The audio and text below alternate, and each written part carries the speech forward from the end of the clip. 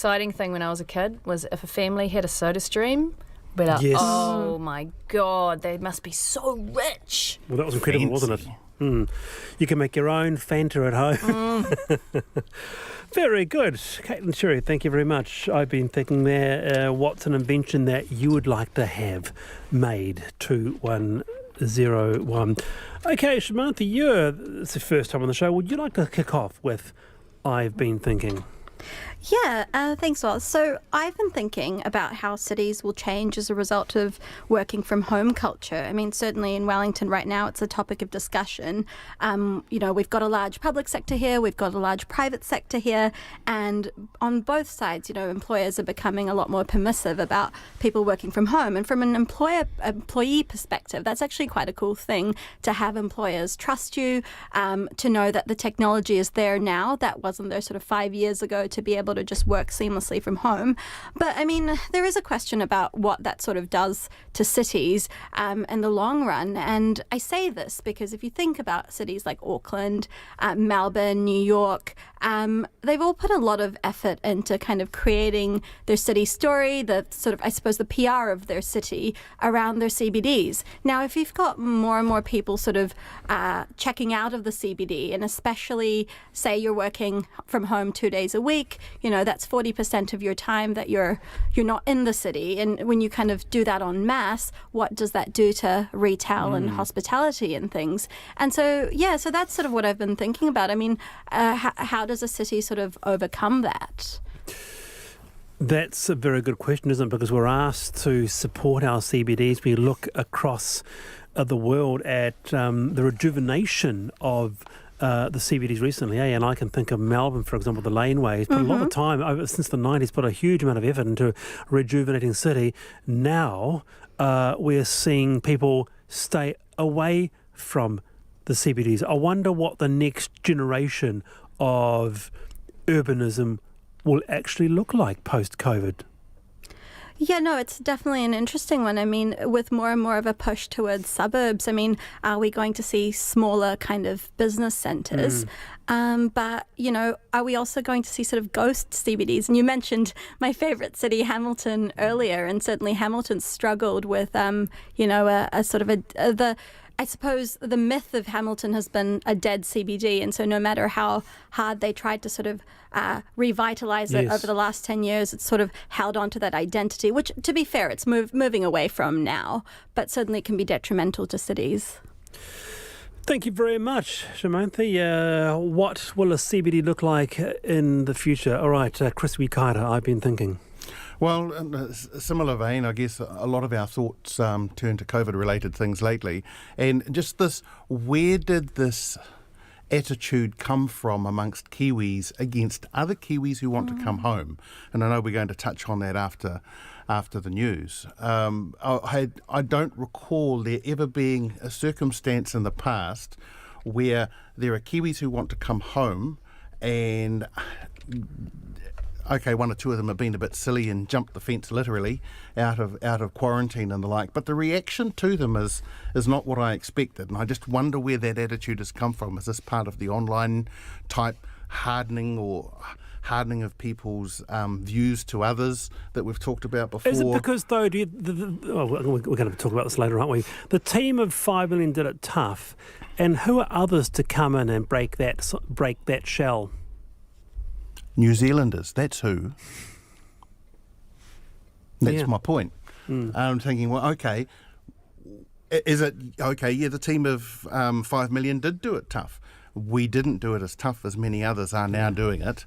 Or, we thought we were doing it tough because others still had their freedoms. And let's think about how attitudes have shifted. Oh, look, everyone in Australia can still go out and they're not doing that. And while we were locked down, there was a bit of antipathy towards that. And retrospectively, people are saying, oh, we did the right thing.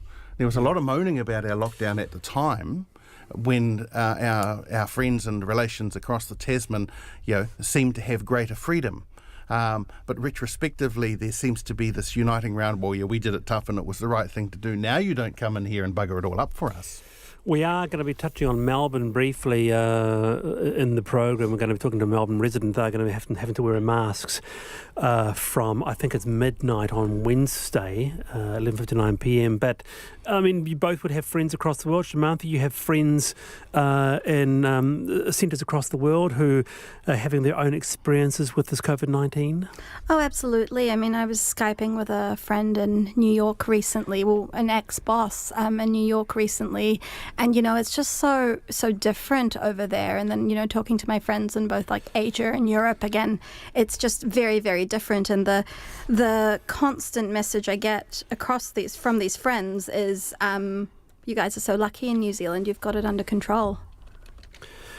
And just one more thing that I have been thinking about that's really, really important when you live in Wellington, Wallace, and the universe's number one Wellington Hurricanes fan, Julian Wilcox, who does live in Christchurch, which is going to make this week very interesting to be domiciled down there when we play the Crusaders, is that fantastic win by the Hurricanes over the Auckland Blues on Saturday night. Yes, absolutely. And what's your expectation with the Crusaders? Oh, are you asking my head or are you asking my heart? It's going to be amazing, right? I think it would be a good game if we step up and have a little more discipline and control than we did on Saturday. We can make it an interesting game. But as someone who was born in Christchurch and has many of my family members born in wider Canterbury, including both my grandmothers, and my grandfather. This is I can say I've got a foot in each camp, but no, Hurricanes all the way. Shamantha Singalaga Fonseca and Chris Wikaida with me this afternoon. Lots to discuss. Wallace, we were able to capitalise our family benefit for a deposit on our first house in 1970, says Barb in Hamilton.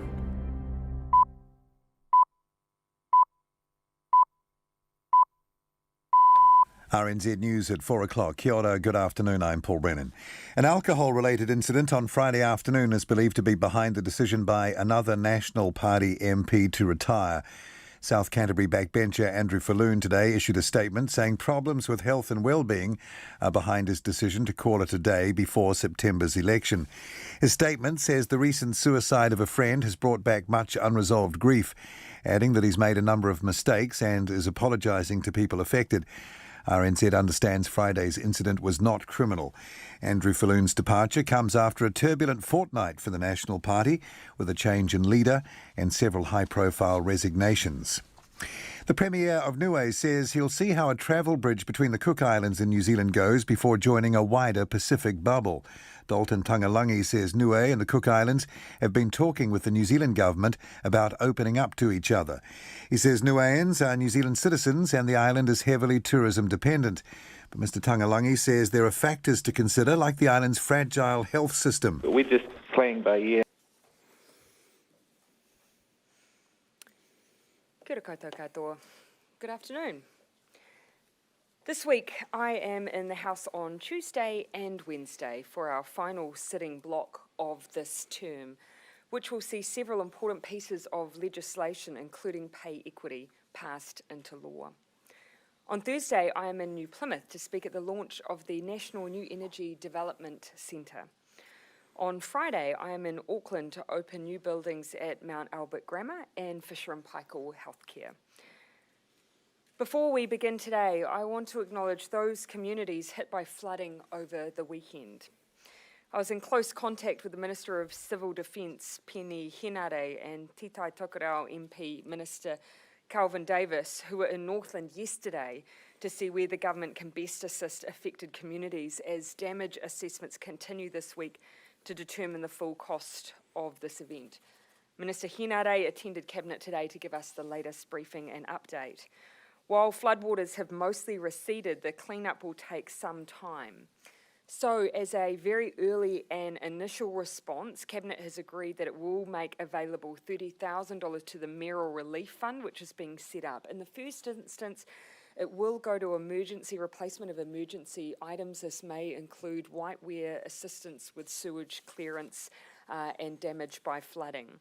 Civil Defence, MSD, MPI and Rural Support Trusts are on the ground providing welfare support, and the Northland Civil Defence Emergency Management Group is arranging skip bins for whangare and Moriwa residents to dispose of water-damaged household goods. They are also coordinating the pumping of septic tanks in Moriwa, and we are giving consideration at the moment to other support urgently being provided. That's something that I expect the Minister of Finance and the Minister of Regional Economic Development to give an update on in the near future. In terms of the current roading situation, I'm advised that most local roads have reopened with some traffic management, but that State Highway 1, Mangamuku Gorge, is currently closed due to 8 slips, including a major slip located at the top of the gorge, and 4 major underslips. An alternate route north via State Highway 10 will take about an extra 10 to 15 minutes travel time, but does provide an alternative route for those travelling through that part of the country. Site assessments are taking place again today to better understand the size and the scale of the damage. We will stay in contact with local councils to see what further assistance may be needed as those site assessments are completed over the coming days. In the meantime, I urge anyone affected by flood damage, to contact those who are on the ground through our local civil defence emergency response, but also MSD open their doors over the weekend and of course continue to be available to provide support. Today, Finance Minister Grant Robertson joins me to provide a clear outline of the way in which we will approach the remaining allocation of the COVID Response and Recovery Fund. It's now becoming clear our moves to go hard and early in the fight against COVID-19 are paying off. The types of investments we are making are only possible, though, because of the discipline Minister Robertson demonstrated in meeting budget responsibility rules and reducing debt below 20% of GDP early on in our term. That low debt has given us considerable headroom to invest and stimulate the economy to protect jobs and business. We will not be a government of austerity, because we know about the detrimental effects on future generations if we do not look after New Zealanders now. But we also know this is debt that we will have to pay back. And that is why the budget already has a debt repayment plan in it, by investing in our people, growing jobs and growing our economy. We're making sure we are balancing the need to invest in businesses and to support households through the worst of the COVID economic hit, while keeping debt as low as possible and keeping funds in reserve when it is needed, such as in the event of any potential resurgence of COVID-19, which we must continue to need to be prepared for. The current lessons from looking around the world is that this global pandemic is ongoing, that we are one of the few countries not to experience a second wave or uptick in cases, and second waves are driving some places back into costly lockdowns. Early on, we stated that our best economic response was a strong health response. Going hard and early to beat the virus, and the success of our team of 5 million means that we are opening up our economy faster than others. Growing our economy will give us the ability to pay back the debt that was needed to fight this virus. I'll hand over now, though, to Minister Robertson to make an announcement on our approach to debt management and our general approach when it comes to the COVID Recovery and Response Fund. Thank you very much, Prime Minister. Governments around the world are investing in their economies with fiscal stimulus at unprecedented rates to try and fight the global recession caused by the COVID-19 pandemic. The New Zealand economy is currently doing better than predicted.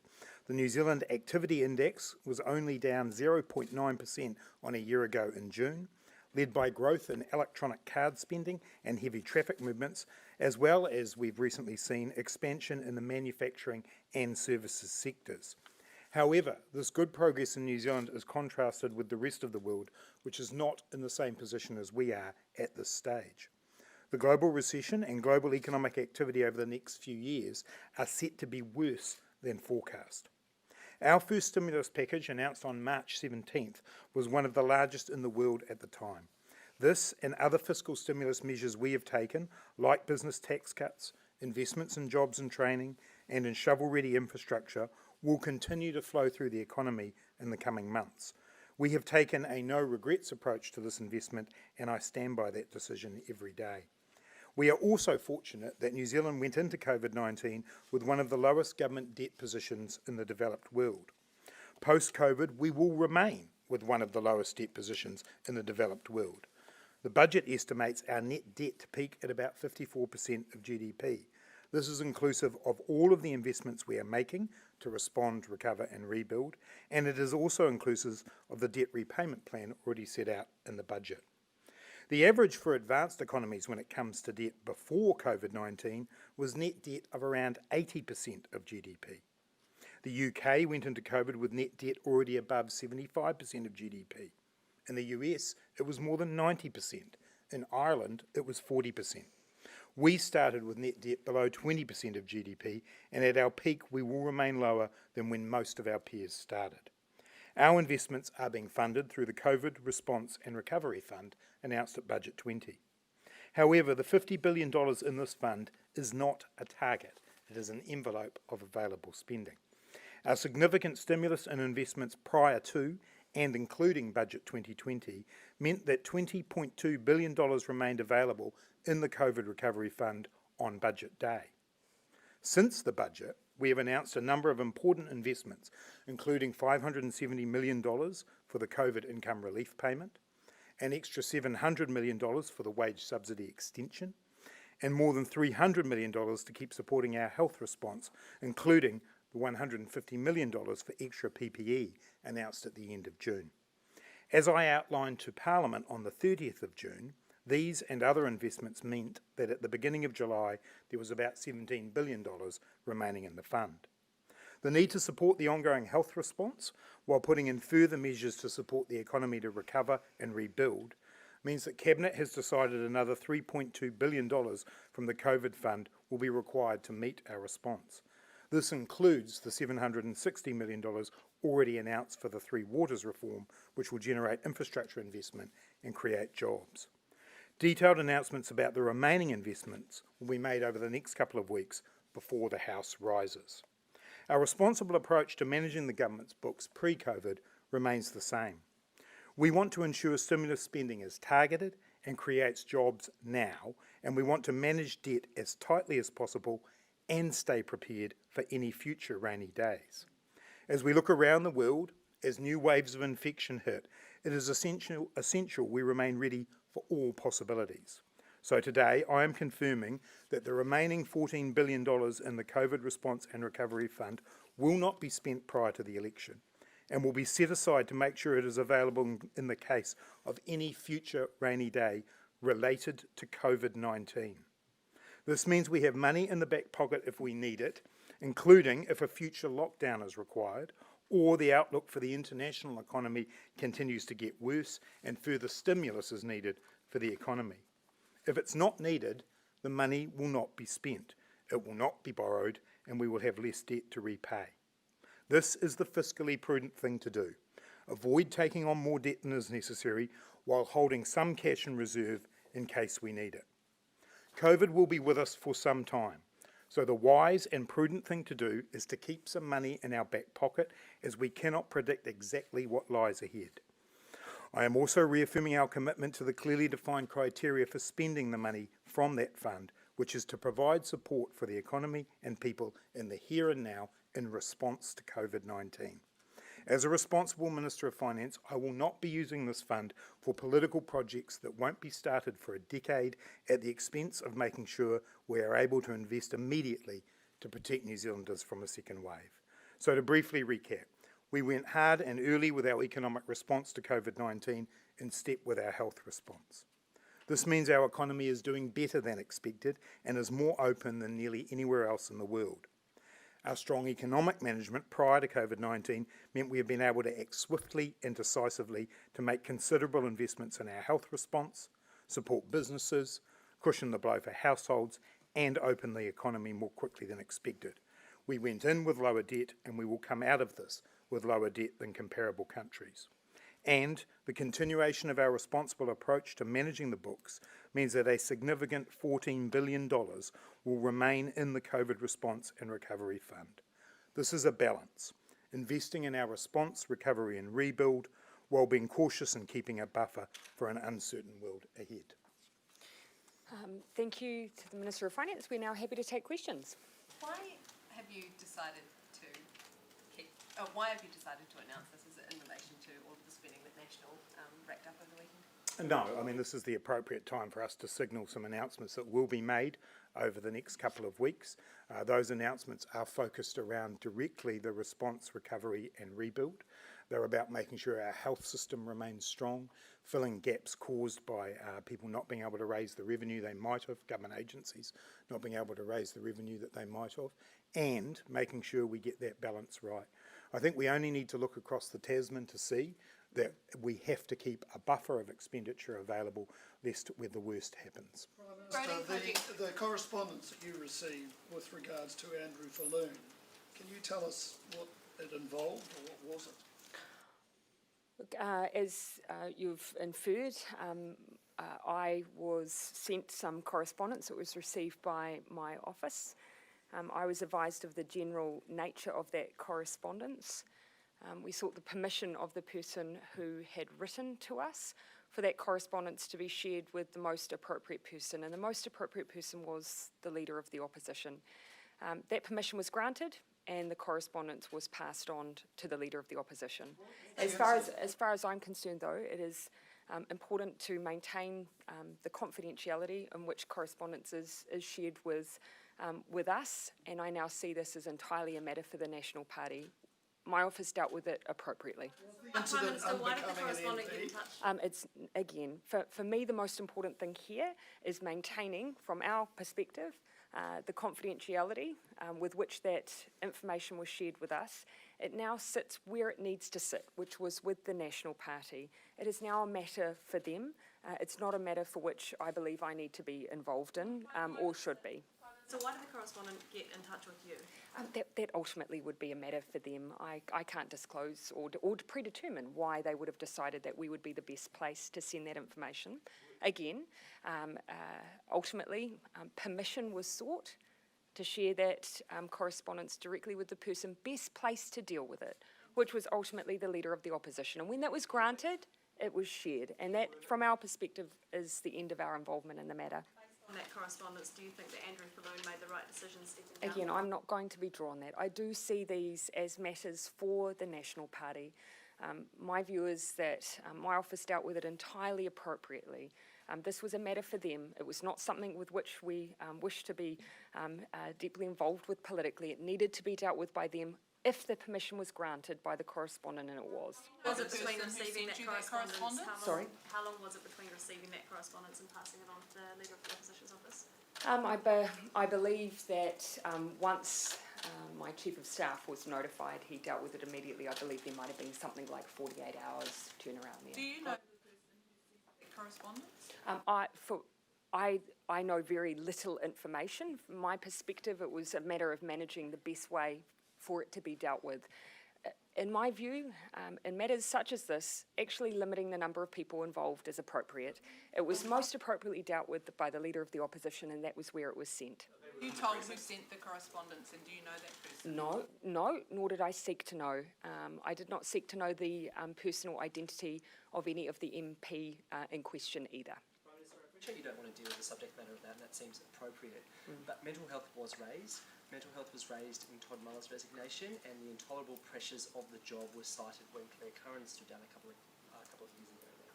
So do you believe that New Zealand has a toxic political culture? Do you think that there's something amiss in this environment? And look, I'll put aside the subject matter of this particular matter, because ultimately I do believe it needs to be dealt with by the party in question. If you're asking me generally about the political environment in New Zealand, we all have a role to play in the tone of politics in New Zealand, particularly leaders of political parties. Now, when I took on the job as leader of the Labour Party, at that point in opposition, I made a pledge at that time that I would control what I could control, and that was the Labour Party, that we would commit to positive campaigning, that we would commit to trying to do things differently, and I stand by that. We do have the ability to change the nature of debate in New Zealand by the way that we act and the way that we conduct ourselves. And I believe that, for the most part, we have done that. But it is a constant challenge in a political environment. What's the Of alcohol raised in that correspondence that was sent to Again, your office? again, the detail that I had was reasonably limited. I was given a general overview, discussed what I thought was the best approach, and I believe that the office dealt with it entirely appropriately. What do you think of the Deputy Prime Minister appearing to challenge another MP to a fistfight via Twitter? That would be a matter for the leader of New Zealand First and the leader of the ACT Party. A different matter. The RNZ workers from Hawke's Bay who were sort of abused by their employer and have now been moved to Auckland, and they're saying that they're concerned MB is going to have them leave the country, or else if they stay here to have their day in court, they're not going to leave the country. Ultimately, two things at play here. We need to make sure that we are supporting RSC workers who, up until now, have, in all different circumstances, have had real difficulty being repatriated, and many have been in circumstances where they've wanted to be able to return and be reunited with their families. And so when those opportunities are arising, it's absolutely understandable that we would want to encourage those to be taken up, because it has been difficult to make sure we are supporting people that are wanting to get home. When it comes, however, to any follow-up on cases that may then come before the courts, what I can assure anyone potentially involved in a case is, regardless of whether they are present or not, we have a track record of pursuing cases where there is exploitation of workers, regardless of whether or not they are able to testify in court. So that's an assurance I want to give. Just because someone is no longer here does not mean we do not pursue these cases. An expectation that they'll have a harder time getting a new RSC visa next year because of No, not at all. You know, and it should never be the case that anyone who acts as a whistleblower should feel like they therefore have their ability to find work in the longer term affected by that. And that's the case for any workplace, and that holds for RSC workers. You said yesterday that managed isolation and charging returning Kiwis would be discussed by Cabinet today. Did you reach a decision on when that might occur? Yeah, so look, what I would say there is that we haven't made final decisions in this regard at this stage. But our first priority, and this must be the priority for New Zealand, is making sure that we have facilities that are well run and that are protecting the health of those within them and New Zealanders. So that is being our focus. And what we will not do is make policy on the fly or make haphazard decisions, because that could run the risk of undermining our entire quarantine regime. A decision like this needs to be able to stick either way. And so we don't want to do anything that opens our quarantine regime up to legal challenge. That is why we'll make sure it's considered and that we make the decision that is right for New Zealand and New Zealanders in the long term. Yeah, I'll let you finish that. What did you think of the National Party putting a date on it? Does that risk, do you think, there being a massive rush? Yes, it does. You know, ultimately, what we have to make sure we are doing at present is managing the flow of returning New Zealanders and permanent residents into New Zealand such that we can be assured that our quarantine regime can manage the large number of individuals wanting to come home. If you put a date on and then tell everyone to rush back, that potentially undermines your facilities, and we cannot afford that in New Zealand. That is where our biggest risk exists. Is there any chance that you will back down on the idea of charging? Well, we haven't taken a position on it to date. We've said that we're exploring it, but again, it is a complex issue. There are a number of legal issues attached to it. When we make a decision, we'll make sure it's one that we can stand by and that won't undermine our quarantine arrangements. Advice on that? Oh, again, we have made no final decision, and again, the really important point for me here is whatever we do, it has to stick. It cannot undermine our ability to require people to go into quarantine. Are you waiting on advice on that, or have you received it all in your sympathy? It's not. We haven't received all the final information we need in order to make decisions. But again, we will be very considered on this question. The most important thing is that we have a robust regime at the border. Secondary to that then is whether or not there's a regime around charging attached to it. Either way, I am not going to risk those border controls. They are too important. You say you haven't made a decision yet, but Megan Wood's statement yesterday says, as I've been signaling for several weeks, we believe people returning to New Zealand should assist with considerable fees of accommodating them Yep. in man's life specifically. So is it a decision in principle there? And again, I've just given all the reasons why we need to go through quite a range of different advice to make sure that what we do really is sustainable, that it doesn't undermine our wider regime. You talked about setting a date being problematic.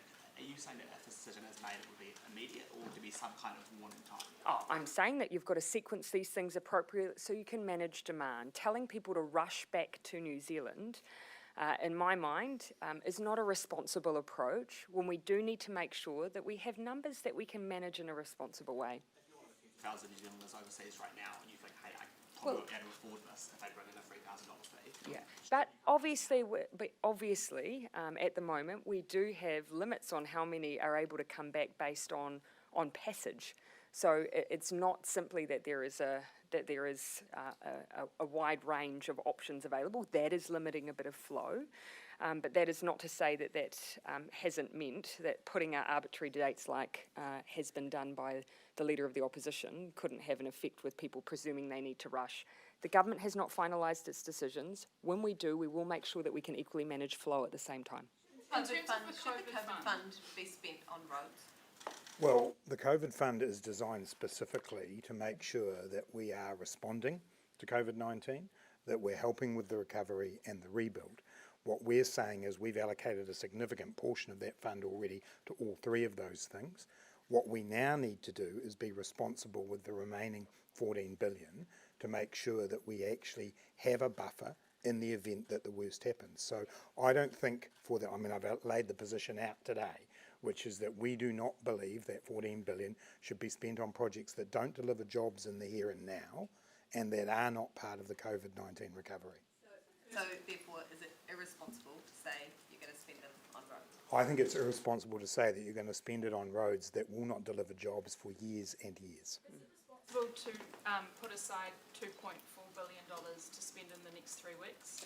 Well, what that is and 750 million of it we've already announced is the Three Waters.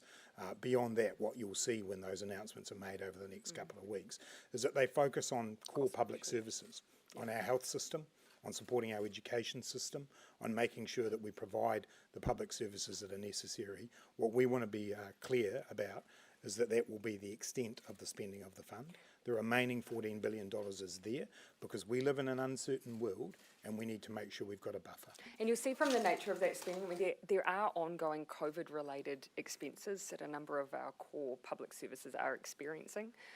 And so those are issues that need to be dealt with immediately. $2.4 billion pre-election bribe? No, it most definitely is not. No. What it is part of the response, the recovery and the rebuild from COVID-19. We are sticking to the criteria that we set. That is about making sure we have the public services we need, the health system response that we need, and that we're investing in jobs in the here and now. Wage subsidy. What does it mean for the wage subsidy ongoing? Well, the Prime Minister's already indicated that the wage subsidy extension is the end of the wage subsidy.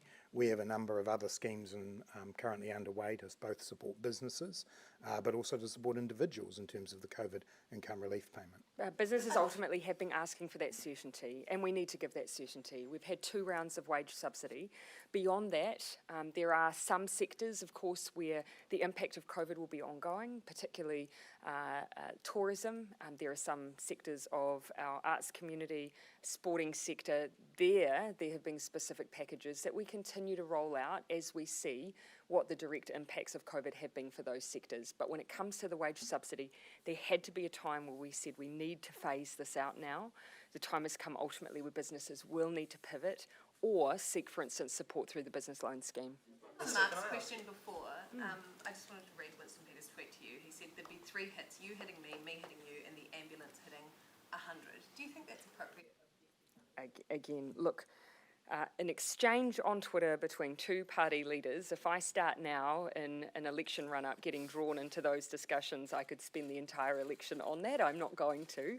Those are matters for those party leaders, not for me, and people will make their own judgment on them. When in a fight between Winston If one of my MPs said that, then it's a matter for me. I would not expect that kind of exchange from one of my MPs, and if I did, I would deal with it. But that's because we've set a tone in the Labour Party. It's up to everyone else to set their own tone in this election campaign. Coming back to the COVID fund, yes. Does this mean that helicopter cash payments have been taken off the table? Yeah, I mean, for the foreseeable future, yes. So this fund is one that is designed to be able to deal with COVID, both in terms of the health response, but also the economic response. If that were to be something, it would be a matter in the future. What we're saying is $14 billion has been left there to deal with the potential need for a second wave, if that comes along, or any other economic stimulus that might be required. We need to put this in context. I mean, when we, obviously the first round of the wage subsidy to cover the expense of lockdown, whilst we are doing everything we can to avoid that eventuality again, that was over $10 billion. And so what we're leaving here, $14 billion, we have to be mindful and prepared and responsible by allowing that fund to be available in the event that we need it, or in the event that we continue to see ongoing COVID-related costs. It is about striking a balance, and we believe this is a prudent approach. Yeah.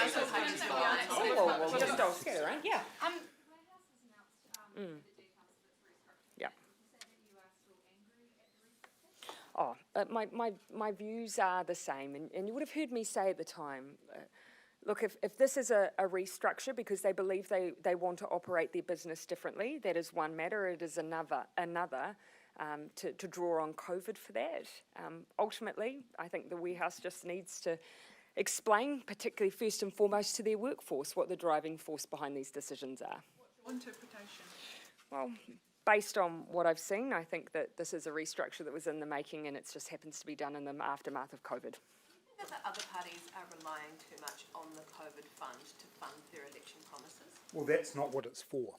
The point is it's for responding to COVID-19, to making sure that we are prepared for the event of the worst, which we are trying to prevent, and to invest in things that create jobs in the here and now. So if people are looking at it as some kind of fund to fund far-off expenditure into the never-never, they're looking in the wrong place. So what are you expecting tomorrow when you go head-to-head with Judith Collins for the first time in question time? I'm expecting some questions. In particular, a different approach from the National Party. They seem much more full of confidence under her leadership. Oh, look, ultimately this is leader number 4, so we've had a bit of a change up in the House before. I'll treat it no differently. Question time is, the opposition's chance to ask me questions. I go down with the exact same approach, regardless of whomever the leader is on the opposite bench. Are you getting the full legislative programme through the last 3 years? Yes, as we have done with our three-party arrangement up until now. I see that that will be no different. We do have a range of different issues that we will, of course, be working hard to get through before the conclusion of this session before the House rises. I'll come back round to, down the back. Health Minister Chris Hipkins has been saying that he wants to see 4,000 COVID-19 tests completed a day. Yesterday, 681 were processed and 673 of those were taken from managed isolation facilities. So that's only 8 tests done in the community. Is that good enough? No. So a couple of things we need to factor in there. Look, probably a Sunday is not our best guide because we've always seen a dip over weekends. What we want to see, though, is that rolling 7-day average come up. 4,000 is generally an indication that we believe for surveillance testing, we want those numbers to be higher. Obviously, a case definition has gone out to our primary health providers, which we today as a Cabinet discussed, and we've set down an expectation with the Minister that he will go away and work with the Ministry of Health on whatever adjustments are required to see that surveillance testing increase, because no, it's not meeting our current expectations. Criteria could be widened. That ultimately, I'd like to see the Minister work with the Director General on that. But what we've said consistently is for us to give the ongoing reassurance, we do believe that those surveillance numbers need to increase. There'll be no community transmission if there are only 8 tests done. Yes. Look, that doesn't, and again, this is one of the ongoing issues, of course, is that the case definition is built around making sure that we're picking up symptomatic people who meet the case definition of COVID. And so, yes, we are still confident of that, but we want that ongoing reassurance that surveillance and Sentinel-style testing provides. Can we expect some of the $2.4 billion to go towards expanding the small business loan scheme and the business finance guarantee scheme? Quite a bit still available. Yeah, obviously. no. So no is the short answer. That the additional money, no, because there is not money needed. available in those schemes. Yeah, I'll come. And I'll come down to you, and then I'll come over. Prime Minister, just on Nationals, just back on Nationals' announcement from yesterday to charge returning travellers $3,000. National says that would apply to New Zealanders deported from Australia. Do you think that's fair? Look, ultimately, those individuals that are coming back to New Zealand against their own desires and against New Zealand's desires as well. As I say, we haven't made final decisions, and if there were to be a co-payment arrangement, we would have to work through that detail. But I think they are a group of individuals who aren't always choosing to be the circumstances they're in. Winston Peters said he had opposed the woke pixie dust of the governing parties. What do you think he meant by woke pixie dust? I have absolutely no idea. But whether it's stardust or pixie dust, I notice these turns of phrase tend to come up around election times. Confident that every dollar of the Yeah, I'll come. Yes. Well, TDM Marae has continued to support its people through the droughts in Northland and now through the flooding. Yeah. What do you have to say to marae across Taitokero who continue to step up for their people? Yeah, some of whom have experienced flooding themselves. Look, one of the things we discussed at Cabinet today was just how hard hit Te Taitokera has been. You know, we've had droughts, now we have flooding, and of course the impacts of COVID, which have affected all communities. That is why we wanted to make sure that we were moving as quickly as we can to support what is a community response on the ground. Yesterday I saw images of housing that were flooded. Today I've seen that actually the fire service has got in there and with pumps in place have managed to clear a lot of the water around some of those houses. But now we need to make sure we stay there, working alongside marae, iwi, those who are on the ground providing a response as well. Concern and work being done around perhaps a lack of home and contents insurance by a number of these households, you know, who perhaps are struggling financially. Is that sort of something that's being discussed? And that's why MSD were opening their doors over the weekends. We are really aware that there may well be very immediate hardship. So that's why we want to be there and available. It's why we've provided directly into the Mayoral Relief Fund to help respond to some of that need. But actually, what we also discussed as a Cabinet, what can we do to prevent this kind of flooding in the future? What plans might there be that we can support at a council level to make sure we don't see these communities flooded again? And that's something that we'll be working on immediately. Are you confident that every dollar of the COVID fund has been spent in relation to the COVID-19 recovery? Like $15 million went to preventing food waste. About $20 million went to containing wallabies. Yes, on Job both creation. of those, on food waste, we have seen an incredible draw on food banks. Just on Friday, I was at the Papatoetoe Food Hub, where they are in partnership with their nearby supermarket, working closely to reduce waste and provide low-cost meals to families in the local area. And those who are being hit by COVID are experiencing a decline in incomes, and this is about supporting that food bank network and those who are providing low-cost food options, whilst reducing, of course, landfill. So win-win. Wallabies, job creation. Pest control and pest management provides direct, immediate jobs, and it's all part of the Jobs for Nature Fund. And just be really clear, the fund's criteria are around the response, the recovery and the rebuild. Yep. And the rebuild part is about job creation. It's about establishing a base for us to be able to see some of those people who've lost their jobs come back into work. The distinction I'm making here is there is not a huge amount of money lying around. This money is money that we have to borrow. It's money that we have to decide whether or not as a country we're using for recovery and rebuild, and we're putting to one side to make sure we're prepared for the worst, or people who are looking to spend it on projects that won't deliver jobs until years and years away. The rapid decision-making phase of this crisis seems to have abated somewhat. Would you look at bringing Treasury's RISs back now? They are. They're back. Okay, last couple of questions. Justin. Right. Well, speaking in the past about bringing in fees at the border, you seem to take pains to say that you'd like to see it applied to people who've decided to leave the country and then come back. You haven't mentioned that at all today, and over the weekend the minister described a system that seemed much more universal in scope. Who would you like to see exempt from border fees? Again, this is something, of course, at the point that Cabinet's made decisions, that we will be sharing all of the details around any potential proposals. But yes, I have spoken about the difference between, for instance, New Zealanders who are who have been offshore for some time, who, for no fault of their own, find themselves in circumstances that necessitate them needing to come home, versus New Zealanders who may be at home, who are choosing to go overseas for a period and then return. The question is whether or not regimes can be fairly designed around these different circumstances. That's the level of detail that we as a cabinet and as a government need to go through. It needs to be considered. We don't make policy on the fly, because there are significant legal ramifications when we make changes like this. I'll make the last couple of questions. Yeah. There's been a lot of talk about a green recovery from COVID-19. What policies or projects that the COVID fund funded reduce or significantly reduce greenhouse gas emissions? Particularly the waste response. So there's a number of initiatives that all are about reducing waste. Of course, what we've already done with the New Zealand upgrade, but also our ongoing transport response, has also been about trying to bring in multimodal transport options, which reduce the burden of our climate emissions that are coming from transport as well. So those are two significant ones, but there are actually some more to come, which will also contribute to our climate response, but I'll leave relevant ministers to make those announcements in the coming week or so.